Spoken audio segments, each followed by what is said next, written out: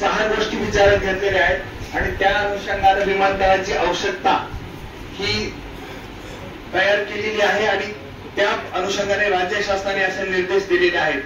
या विमानतळासाठी जी जागा प्रस्तावित केली आहे आणि 11च्या लोकसंख्येनुसार बीड जिल्ह्याची लोकसंख्या 25,84,000 इतकी आहे।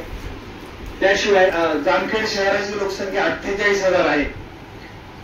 साधारणतः पुणे, मुंबई, नागपूर आणि हैदराबादला जी प्रवाशांची वाहतूक होते, राज्य परिवहन महामंडळाच्या पुण्याला 57 बस जातात, खासगी बस 23, एकूण वाहन राज्य परिवहन महामंडळाच्या आणि खासगी या जातात पुण्याला। तशाच या कलेक्टर ते आपल्याला ते किती वर्ष जातात त्याच्यात घालू नका, मुद्द्याचा फक्त बोला। Next slide. मला तिथनं जागा पाहिजे, मी तुम्हाला धावपट्टी मला 3 किलोमीटर पाहिजे। Next slide.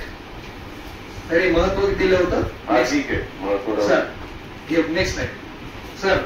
या अनुषंगाने आपण दिलेल्या निर्देशानुसार राष्ट्रीय महामार्ग क्रमांक 211 आहे, सोलापूर, धुळे, वडोदरा, त्या राष्ट्रीय महामार्गावर बीड शहराच्या मध्यभागापासून म्हणजे छत्रपती शिवाजी महाराजांच्या पुतळ्यापासून 10 किलोमीटर अंतरावर एक रस्ता फुटतो।